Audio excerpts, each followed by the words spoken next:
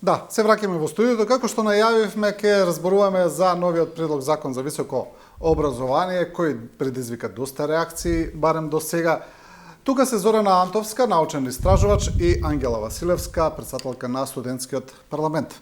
Добар ден на двете, добре дојавте во студио 10. Добро ве најдобро. Еве, ќе одиме по ред. Како што кажав, имаме доста реакција околу законот. Ќе навлеземе во детали, ќе навлеземе во специфични и конкретни прашања, но еве за почеток од двете ќе побарам еден генерален вовед околу реакциите и на што најмногу се сведуваат. Антовска? Според мене, најмногу од реакциите кои што беа насочени од јавноста беа пред се насочени кон фамозниот импакт фактор и новото бодување на самите научни соработници кои што нормално ги зафаќа и вонредните професори кои што ќе потпаднат под новиот закон. Меѓутоа, би сакала да нагласам дека има и многу други прашања, особено прашања кои што ја допираат автономијата на универзитетот, така што мислам дека моментално најголемата дискусија се одвива токму за колку новиот закон ја променува автономијата на универзитетот. Самата конструкција на универзитетскиот совет, ако започнеме од тоа неговиот состав, меѓутоа и промената на неговата функција, односно зголемувањето на ингеренциите на универзитетскиот совет, кои што може да ги позборуваме понатаму, како и многу други работи кои што самото финансирање, кои што иако има нагласок на тоа дека факултетите сами ќе ќе си одредуваат за кои финансии за што ќе ги трошат, сепак е представено дека самиот универзитетски совет ќе има повеќе ингеренции за следење на нивните финансии, трошењето на финансиите на факултетите. Да, тоа е околу автономијата на универзитетот. Меѓутоа, доколку зборуваме и за другите членови на законот, многу е интересно затоа што е укинат еден од членовите кој што беше насочен кон тоа дека во наставно научно звање или соработничко звање не смее да се избираат роднини по крв на самите вработени на факултетот, кој што член сега моментално е укинат. Така што повторно доаѓаме до прашање и за зошто во новиот закон непотизмот се трга како една од главните работи кои што ние треба да ги зборуваме за напредување на образованието и воопшто за напредување на државата.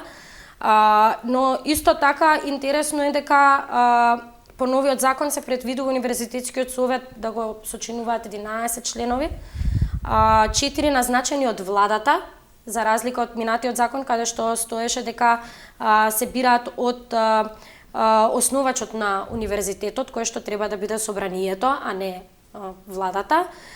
Еден од стопанската комора, еден студент и 5 од сенатот. Моето главно прашање кое што ме мачи е зошто бројот на студентите во универзитетскиот совет се намалува за еден член, а додека се зголемува членовите назначени од владата.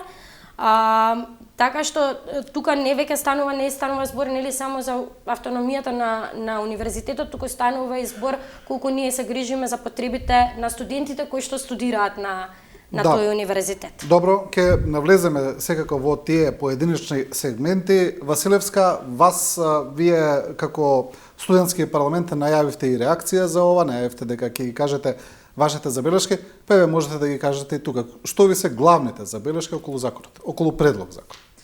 Па вака, можам да почнам со тоа дека најпрво дали еден закон е добар или лош, прво треба да се стремиме кон подобрување на образованието и инвестирање во образованието. Сега секако новиот закон за високо образование има доста од работите кои што се недоречени и некои од нашите замерки се тоа дека е укинат, односно е намален бројот на членови во универзитетскиот совет на студентите, како и некои други работи, како што се, например, замерки имаме за студентското вработување, кое што најпрво го поздравуваме заради тоа што за да се зголеми квалитетот на високото образование, се стремиме да ја зголемиме платата на сите демонстратори и да ги привлечеме големите мозоци, ако можам да кажам, односно најдобрите студенти да останат на нашите универзитети во нивната татковина и овде да го инвестираат своето знаење, но од друга страна нивното зголемување на нивната плата е само 30%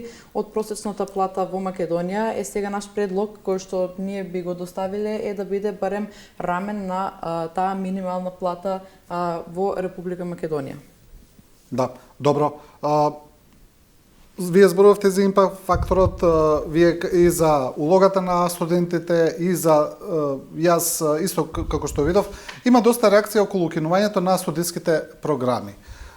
Дека некои програми каде што има малку студенти или мал интерес ќе се укинат. Има таму дека има одредби во законот дека ќе има изземање на некој, ќе има исклучок, значи на тие кои се од национален интерес, како на оние за македонски јазик и литература, национална историја и слично, но сепак ова гледаме дека предизвикува доста бранување. Антовска. Моето мислење е дека не треба да зборуваме за укинување на програми, туку треба да зборуваме за модернизација и реакредитација на постоечките програми за да ги направиме попривлечни за младите луѓе да се запишуваат на нив. И во секој случај би кажала дека повторно беше ова недоволно објаснето што би значело тоа за дел од студиските програми, затоа што во еден период се објаснуваше дека тоа ќе биде чадор на повеќе програми кои што ќе бидат спојувани под едно. Од другата страна пак беше кажувано дека дел од програмите ќе бидат и укинати. Меѓутоа, најголемиот проблем кој што јас тука го забележувам е дека кога се најавува, например, реформа во која што се вели дека првите години студентите ќе можат да изучуваат по општа материја, па понатаму во нивните магистерски студии да се насочуваат. Главниот проблем тука е што, например, на дел од факултетите вие не можете да ги споите првите 3 до 4 години студентите да ги изучуваат заедно, поради тоа што самиот материјал се разликува. Значи не можеме да зборуваме дека дали се работело за правен факултет или за некој од уметничките факултети, или затоа постојат смерови со помалку студенти кои што се понасочени кон една одредена тематика. Втората работа која што мене ме загрижува е пренасочувањето на мастер студиите. Мастер студиите кај нас се големо економско прашање, затоа што вие не можете да им кажете на студентите вие ќе се насочите кон тоа што го сакате при вашите мастер студии, кога нашите мастер студии чинат најмалку 2000 евра. Значи вие не можете да ги осудите студентите дека тие мора да запишат мастер студии, а впрочем не давате никакви поволности за да им го направите тоа подостапно. Меѓутоа и како држава треба да целиме кон зголемување на програмите, а не кон нивно намалување. Напротив, треба да бидеме поинтердисциплинарни, да се обидуваме повеќе да ги поврземе едни со други, а не да се враќаме наназад и да ги оставаме како различни острови овие програми кои што не треба никако да го најдат начинот за соработување и импакт кој што би го имале врз нашето општество. Да, вие, Василевска, како студенти, за вас е особено важно кога се прават вакви промени, а ова што кажав за укинувањето на некои студентски програми, никако, барем мене ми делуваше како една шок бомба фрлена во јавноста, одеднаш кога нешто така се даваат такви резови или такви радикални мерки дека нешто се укинува, веднаш предизвика многу реакции, а вие сте моментално вклучени во процесот и претпоставам дека тоа некако кај вас сега произведува и други прашања, малку создава некоја неизвестност околу студиите и така натаму. Вака, кога се работи за студентските програми, Универзитетското студентско собрание секако дека не поддржува да се укинат програмите кои што се од национален карактер и навистина имаат витално значење за нашата држава. Но со оглед на тоа дека на многу факултети, без разлика дали се работи за јавните или за приватните универзитети, имаме студентски програми кои што целосно се повторуваат, имаат по 3-4 студенти само за да се надополнат часовите на некои кадри и да се надополнат работните часови, но вистина сметаме дека нема потреба од целење кон тие интердисциплинарни смерови кои што не имаат доволна заинтересираност, а пак бројките на вработување се навистина непостоечки или многу мали по нивното завршување на истите студии. Сепак, доколку разгледаме врз економијата во Македонија и како се движи пазарот во Македонија како мала држава, ние мораме да се согласиме дека ние простор за работни позиции кои што се интердисциплинарни не имаме отворено такви работни позиции. Точно е дека моментално сме во ерата на економија 5.0, каде што интердисциплинарноста преовладува, но тоа не е во тоа својство да се има смерови кои што се изучуваат, каде што се изучуваат интердисциплинарни дисциплини, како што се, например, споени медицината и ветерината во некои смерови или пак правото и политиката. Значи, не може и ред други смерови и студиски програми кои што навистина ги мешаат и интердисциплинарни активности кои што не смеат заедно да се изучуваат заради тоа што на мастер студии во ред да се изучува интердисциплинарноста веќе на некое повисоко ниво, но на веќе за студиските програми кои се додипломски нема потреба ниту на пазарот, а со тоа ниту на граѓаните да изучуваат такви студиски програми за каде што после кои нема да најдат никакво вработување. Да, министерката Јаневска, како што видов, кажа дека ова е сепак дека после предлог законот се очекува јавна дебата и ова што сега го правиме е дел од таа јавна дебата, таа ќе се води на многу места, нема да биде централизирана, се разбира, и верувам дека и од овие размислувања ќе произлезат можеби некои измени на законот.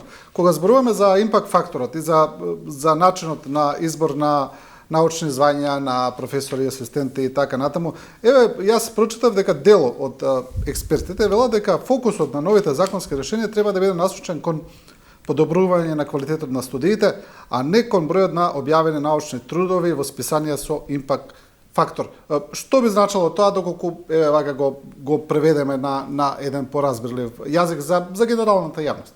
Така, моето мислење е дека имам една позитивна забелешка, а тоа е дека да, треба да се воведе некој систем каде што професорите навистина ќе започнат да објавуваат повеќе своји научни трудови, затоа што можеме да забележиме дека дел од вонредните и редовните професори навистина имаат мал број на објавени трудови. Меѓутоа, мојата забелешка е кон тоа што премногу го оптоваруваме законот со тоа колку трудови мора да бидат објавени, со импакт фактор и влегуваме во некоја бирократска, би кажала, формулација, наместо да ја гледаме вистинската вредност на трудовите кои што би биле објавени.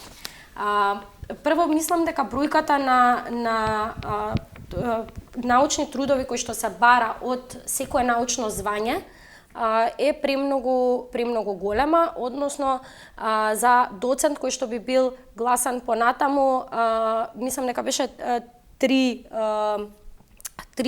труда со импакт фактор. Меѓутоа тука и хай индексот кој што исто така представува многу големо дискутабилно прашање, значи не е само импакт факторот сам по себе. Пред се треба да бидеме свесни дека за објавување на овие научни трудови, особено во списанија кои што се со кои што имаат бодување со импакт фактор, понекогаш е потребно до година дена да објавите труд во такво научно списание. Моето прашање е дали реално ние ќе имаме доволно време да објавиме толку трудови за толку мал период. Затоа што понекогаш списанијата, повторно ќе кажам, имаат повеќе проверки кон вашиот труд, каде што повеќе пати ви го враќаат трудот на ревидирање. Така што не мислам дека 4 труда се возможни во тој период и можеби треба да се размисли за намалување на бројката која што ќе се бара. Особено е интересно затоа што цитирањето во X индексот се работи за кој ве цитирал вас лично, а некој го цитирал списанието. Многу е интересно затоа што за некои научни дисциплини вие воопшто прво не можете каде да најдете да објавите релевантно списание кое што би ве будувало за вашата тематика која што опфаќате. Второто е што може да ве цитира дека токму вие сте биле во спротивност со ставовите кои што тие ги имаат, односно не мора да значи дека цитирањето само по себе ве прави вас релевантен автор. Така што мислам дека повеќе треба законот да се насочи кон тоа дека треба да го подигнеме релевантноста на научните трудови, меѓутоа не мислам дека импакт факторите и самите индексирања ќе го направат сето ова по релевантно, особено затоа што на пример општествените науки или пак уметничките дејности навистина имаат помал интерес или помалку места за објава или помала релевантност за разлика на пример од природните или техничките факултети. Бидејќи самите тие имаат повеќе места каде да ги објават своите трудови да бидат порелевантни во она кое што го пишуваат. Да, оно што го кажа и министерката Јаневска е дека со овие реформи ќе се обиде да се подигне и квалитетот на студиите, на студирањето, дека ќе се обиде македонските универзитети да се вратат на Шангајската листа, каде го допреа дното, ми се чини, во последните години, излегува и од она рангирање. Сега, прашањето тука би било, дали сега вие, еве, како студентски парламент, мислите дека правиме реформи кои се повеќе проформа или ја допираме суштината? Бидејќи суштината би било дека треба да го подигнеме квалитетот на образование. Значи, квалитетот на наставниот кадар, на научниот кадар, а со тоа квалитетот и на начинот на предавање, начинот на предавање, нели, на тоа знаење на студентите и на крајот оној студент кој ќе дипломира да биде студент кој поседува навистина вистинско знаење, таа диплома да вреди. Ме разбирате?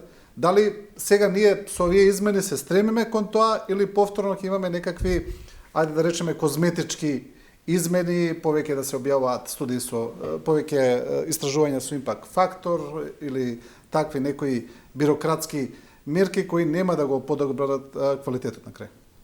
Вака, кога веќе спомнавме за реформите и промените на законот и дали тие навистина ќе имаат некој фактор кој што ќе ги затекне студентите и целата економија во Македонија, можам да спомнам и да се присетиме на теоријата на Јозеф Шумпетер, која што е за иновацијата и деструктивната креативност. Односно, што значи тоа? За вистинскиот напредок на едно општество не му треба да се реплицира една практика која што сме употребувале во минатото, туку напротив, вистинскиот напредок го градат нови и храбри идеи кои што го менуваат системот. Сега, јас не велам дека законот за високо образование кој што е моментално предлог закон е перфектен и дека не треба да има измени и дополнување заради тоа што многу од работите кои што се таму кажани не се доволно дообјаснети или не се доречени. Но сепак, со оглед на тоа дека конечно во Македонија после 30 години ние имаме момент каде што се стремиме да ја унапредиме науката, сметам дека тоа треба на некој начин и да се поздрави покрај тоа што ќе се дополни и ќе се направат одредени измени во истиот. За импакт факторот можам да се согласам дека најверојатно треба да се направи работна група која што ќе поработи на коефициентот и бројот на научни трудови кои што треба да бидат издадени, но бидејќи тоа е повеќе од страна на професорите и на наставниот кадар, повеќе би се задржала на студентите, каде што би кажала дека со оглед на тоа, еве јас некои статистики гледав кои што не ги правев јас, туку ми се извлечени од статистиките на Светска банка, кога би се инвестирало и вложувало барем 1 денар во науката, во економијата нас ни се враќаат во додадена вредност од 2 до 4 денари. Што значи тоа? Дека натаму инкрементално, а потоа и дупло ќе ни се зголемува тоа што ќе го добиеме од инвестирањето во науката. Еве, например, ние може да погледнеме, кога сме веќе кај импакт факторот, колку научни трудови били издадени во 2010 година, а колку научни трудови се издадени во 2004 година според податоците од Скопус. Во 2010 година имаме 299 публикации, а во 2024 година до 1.7 имаме 274 публикации. Сега со оглед на тоа дека разликата помеѓу ова е 14 години и ние за една година, еве и до пола нека биде, имаме скоро исто публикации како пред 14 години, навистина кажува дека професорите и сите лица кои што се засегнати во науката на вистина не се трудат да инвестираат во публикациите кои што се објавуваат од македонски научници. Сега од друга страна за рангирањето. Најмногу ние ги губиме студентите поради тоа што во странство имаме подобро рангирани универзитети, што не значи дека тие нудат подобри студентски програми, но тие се подобро рангирани. Сега зошто е тоа така? Заради тоа што во критериумите за рангирање, дел од критериумите кои што навистина влијаат дали еден универзитет ќе биде повисоко или пониско на листата, е тоа колку научни трудови и импакт факторот има објавено. Покрај тоа алумни, покрај тоа во индустрија колку се вложили и било тоа. Најмногу има критериумот најмногу е за колку научни трудови има објавено тој универзитет. Сега со оглед на тоа дека моментално мерките се заоструваат за објавување на научни трудови, кои што сепак морам да надополнам дека не треба да останат истите. Јас сум за да се заострат критериумите за објавување на научни трудови, но не значи тоа дека не може да подлегне под некои измени каде што би се направиле работни групи каде што уште еднаш би се разгледало тоа. Сепак моje мислење е дека сепак ќе се качиме погоре на ранг листата доколку се спроведе овој или сличен на овој стратешки план. Пример, еве имаме научно-истражувачки инвестиции на Scopus и Web of Science со импакт фактор според бруто домашниот производ. Моментално ние вложуваме 22 милиони евра, што представува од 0,3% до 0,5% од бруто домашниот производ на нашата држава. Сега доколку вложиме дупло, односно од 1%, околу тоа би изнесувало околу 40 милиони евра или во бруто домашен производ 1% до 2%, ќе видиме мултипликативен фактор кој што и претходно го имаме видено во други економски историски действија, дали светски, дали во државата, што значи дека ние може да почнеме од почетна состојба во 2025 реформи и стимули, па во 2039 година имаме потенцијален влез во топ 1000 факултети на рангираните листи, со што на нашите студенти им дозволува да бидат дел, дали завршени, дали да учат на универзитет кој што е високо рангиран и да не одат во другите соседни држави да учат на тие универзитети, туку да си останат во Македонија заради тоа што сепак е подобро доколку е исто рангиран универзитетот да си останеме во татковината и овде да го вложуваме и стекнуваме нашето знаење. Да, како што еве според најавите на министерката Јаневска, таа вели дека новото законско решение предвидува универзитетите да произведуваат околу 1000 трудови за списанија со импакт фактори наместо до сегашниот просек од 300 до 500. Целта, како што посочи, е враќање на Шангајската листа.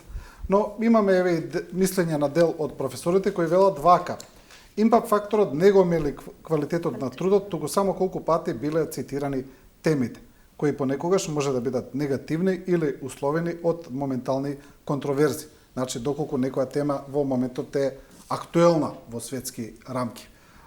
Добро, Антовска, ако имате нешто да додадете за овој ред? Да, интересно ми е само затоа што кога зборуваме затоа што цело време се оптоваруваме да зборуваме за професорите и така натаму, е да се вратиме малку поназад и да зборуваме за лицата кои што се демонстратори или асистенти. Да.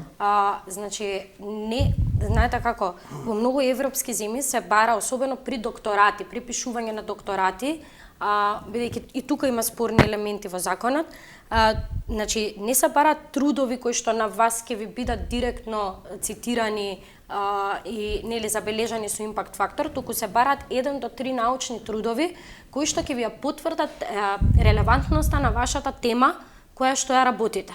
Значи вашиот труд може да биде релевантен за вашето напредување и без да биде цитиран. Мојот став е дека не треба импакт факторот воопшто да не се забележува, нели, и секако никако не треба да се тргне од законот, меѓутоа треба да се намалат барањата кои што се даваат, затоа што ние влегуваме во состојба каде што нашите професори или доценти или асистенти треба постојано да се надпреваруваат со своето време, дали во нивните 3 до 6 години до нивниот следен избор ќе успеат да објават толку трудови, ќе успеат да објават трудови кои што ќе бидат цитирани и од списанието и поединечно. Не мислам дека квантитетот на вистина го одредува квалитетот на тие трудови кои што се пишуваат. И една реплика за Шангајската листа, не велам дека не помага, меѓутоа ние треба да работиме многу како универзитет на многу други прашања за да се вратиме на Шангајската листа. Нас студентите најмалку не бегаат поради тоа што ние не сме на Шангајска листа. Да, дел од причините е секако, меѓутоа најмалку бегаат поради тоа што нашите професори немаат трудови со импакт фактор. Студентите ни бегаат заради многу други работи, како корупција, како непотизам и така натаму, кои што со новиот закон воопшто не се разработуваат така како што е потребно.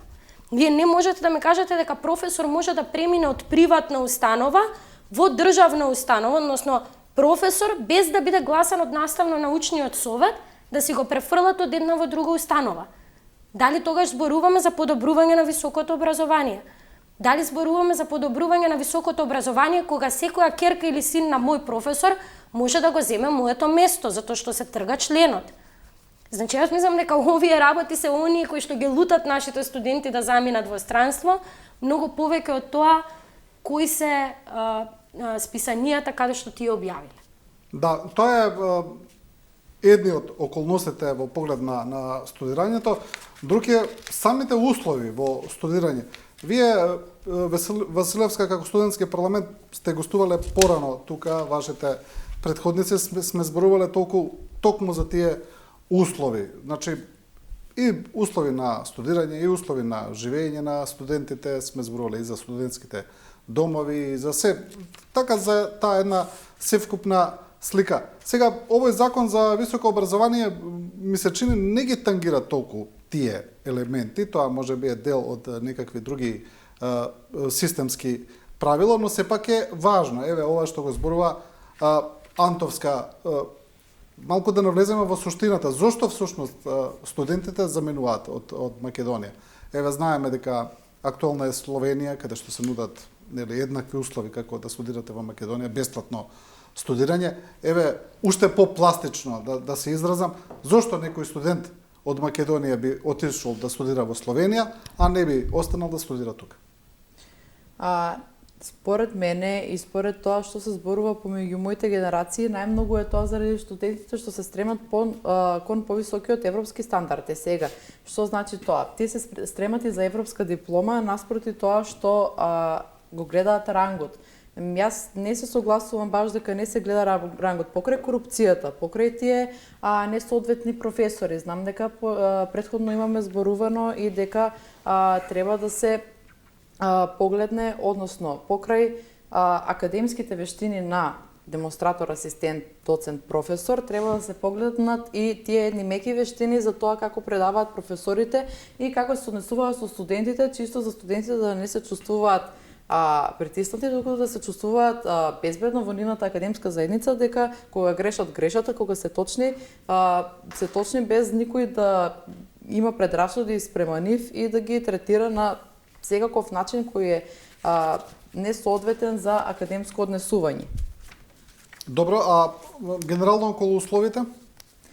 Околу условите, сметам дека имаме доста добри факултети кои што нудат прекрасни студиски програми, каде што јас искрено, еве како студент на Финки, можам да се споредам со пријатели кои што студираат во Словенија. Нашата студиска програма е многу подобра од нивната студиска програма. Сега имаме разлика дека нивната студиска програма е 3 годишна, а нашата е 4 годишна, но сепак по квалитет и тоа како се пробиваат студентите на пазарот нема некоја голема разлика, дури нашите студенти и се поуспешни.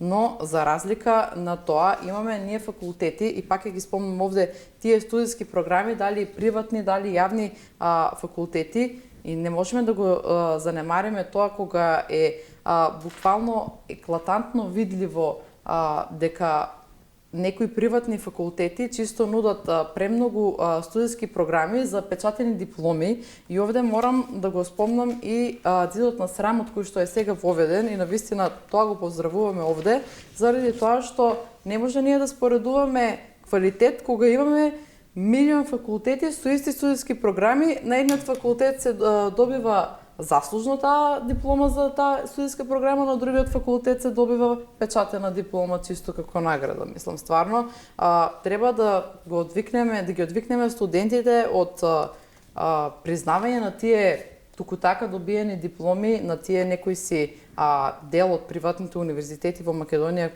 кои што се случуваат и на вистина дидот на срамот е едно нешто кое што јас се надевам дека тоа би го спречило заради тоа што тоа се девијантни појави и за науката и за индустријата на ниво на една држава. Да, министерката Јаневска најави дека ќе се прави ревизија на приватните факултети, ќе видиме до каде ќе дотера тој процес, се најави и затворање и одземање на акредитации и така натаму. Кога зборуваме за автономијата како што велите еден од моментите, елементите во овој предлог закон, вие Антовска велите дека тука таа автономија сега со овие измени се проблематизира. Ајде малку да навлеземе во тоа прашање. Така, мене ми е доста интересно за тоа што автономијата прво на универзитетот е прашање кое што не треба да ги интересира само оние кои што работат, туку треба да ни интересира сите како општество, особено ако сакаме младите да останат тука, така што би рекла дека автономијата на универзитетот навистина е прашање од јавно добро. Така што единственото нешто кое што би сакала да го додадам од она кое што го кажав претходно, бидејќи нагласив дека Советот има моментално различен состав од тоа што беше претходно, Советот има моментално со новиот закон ингеренција да попречува одлука на ректор или сенат. Значи, за мене е многу интересен фактот како во тело кое што е составено со 4 члена од влада може да попречува одлука на ректор или универзитетски сенат.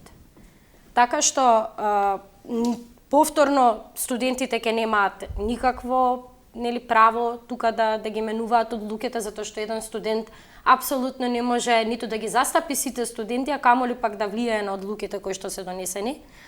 Во исто време се предвидува зголемување на мандат на ректор.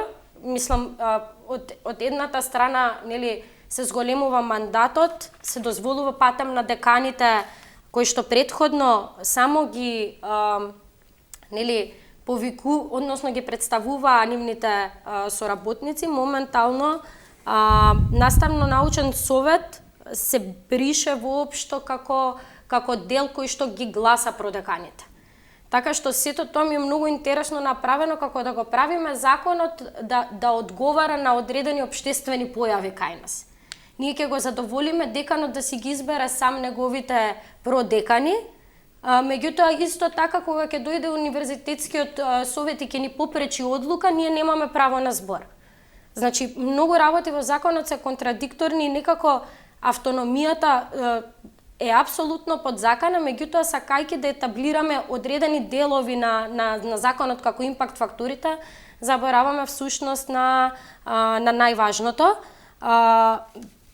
За мене моментот дека се спротивставува сето ова со прво страшни европски норми за автономност на универзитети, никој не го забележува се уште тоа.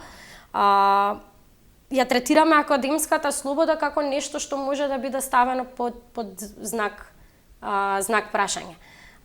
Така што додека размислуваме колку трудови ќе ни објават професорите, јас се прашувам дали воопшто ќе ни останат млади за понатаму да ги наследат своите професори. Не велам дека младите не треба да се обесхрабруваат, најмалку поради тоа што се бара. Меѓутоа мислам дека треба појасно да ги артикулираме нашите незадоволства, особено кога доаѓа прашањето за автономноста, зошто владата и стопанската комора да бидат мнозинство во одлуките на самиот универзитетски совет. Да, Василевска, вие се согласувате ли околу автономијата, новија забелешка? Околу автономијата, да, можам да кажам дека можеби не целосно, но делумно дефинитивно се согласувам со неа. Исто така за дополнување со оглед на мандатите и на влијанието на универзитетскиот совет, можеби е потребно такво едно тело да има влијание врз одлуките на академскиот свет, но формирано не мора да значи дека треба да биде тоа формирано со представници од владата како што е напишано во предлог на нацрт законот, туку може да се осмисли некоја друга стратегија кај што сепак би биле контролирани тие действија кои што се случуваат на ниво на факултет или универзитет без кратење на автономијата на едно или друго тело. Да, добро, немаме уште многу време до крај и секако дека немаме време да ги поминеме сите точки или да навлеземе уште подлабоко во законот. Еве, како пред крај, читав некои професори, некои поранешни професори кои зборуваат, се враќаат на она што е суштина. Тоа е она што го зборувавме, квалитетот на студиите или квалитетот на завршната диплома на студентот. Дали таа е навистина одраз на неговото реално знаење или сепак тој некако поминал низ тие студии и дошол до диплома, бидејќи на крајот би требало на тоа да се сведува суштината, а не само на оценки или на тоа за колку време ќе се заврши и така натаму. И сега дел од нив и предлагаат да има и некакво независно тело кој ќе ги оценува тие дипломи или знаењето на студентите по дипломирањето. Што мислите за таа идеја, се согласувате ли? Како сакате, може вие па вие, да? Искрено, за мене да си добар студент значи или не само кој е твојот просечен успех по завршувањето на студиите, туку и сето останато знаење кое што си го стекнал за време на тие студии. Затоа, например, враќањето на задолжителна пракса за сите студенти е едно од работите кои што навистина треба да се воведат, заради тоа што колку повеќе го работиме нештото во пракса, толку ќе бидеме подобри во нашите студии. Само за уште една илустрација да дадам, например, во контекст на ова, например, најголемите светски универзитети, како да речеме, како што е Харвард или Йейл, тие буквално се фалат со тоа колку од нивните апликации се одбиени секоја година. Тие велат 73% од апликациите на Харвард се одбиени, само да речеме 27% успеваат да влезат. Тие го истакнуваат тоа, потенцирајќи дека е тешко да се запишеш и тешко да го завршиш и треба навистина да знаеш.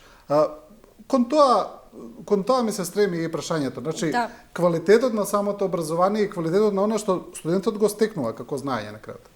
Мислам дека пред се би требало да сватиме дека кај нас, за жал, веќе самата диплома до некаде е нешто кое што се перцепира дека вие мора да го имате. Со самото тоа како нашето општество го перцепира високото образование, мислам дека и тоа самото ни ја намалува нашата вредност. Кога ќе сте кажале пред 15 до 20 години дека вие сте дипломирали, тоа кое што го кажувате денес, мислам дека не се вреднува повеќе исто, така што се согласувам со тоа дека треба да имаме дополнителен надзор за тоа како ние ги перцепираме нашите дипломи и како понатаму тие дипломи остануваат и се вреднуваат од страна на нашиот систем. Ние не можеме никогаш да го достигнеме тој ранг, затоа што кај нас секоја година се брои колку останати места имаме по факултетите и во универзитетот. Финки е еден од ретките примери кај што секоја година бројката на пријавени студенти оди над можноста за прифаќање.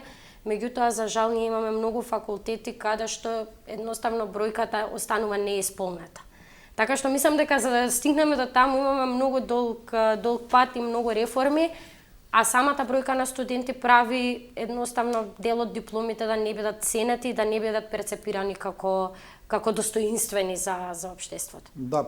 Василевска, верувам дека кога вас би ве прашал сега дали уште попластично да се изразам, дали студирањето треба да биде уште построго или оценувањето треба да биде построго отколку што е, можеби тоа е контраинтуитивно за вас, вака како прашање, како активен студент, но сепак за тоа зборуваме, за квалитетот на стекнатото знаење.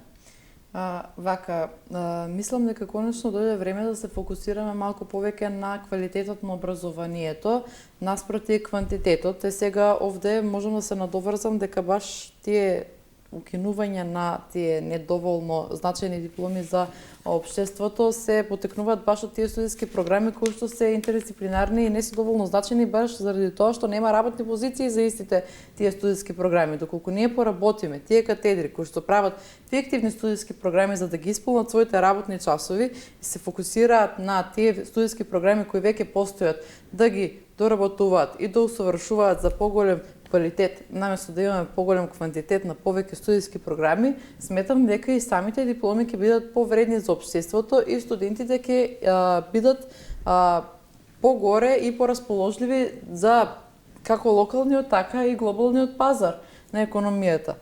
Од друга страна, кога сме веќе кај квалитетно оценување и надзор на тие дипломи, односно тело кое што ќе прави надзор на тие дипломи, не сметам дека треба да се направи некое посебно тело, туку сметам само дека треба да се направат кариерните центри кои што веќе постојат на факултетите, како за насочување на студентите во текот на нивните студии што и како да прават со нивните први апликации за пракси или пак почетни вработувања, па се до позавршување на факултетот, односно насочување на студентите како тие да ги почнат првите чекори во својата кариера.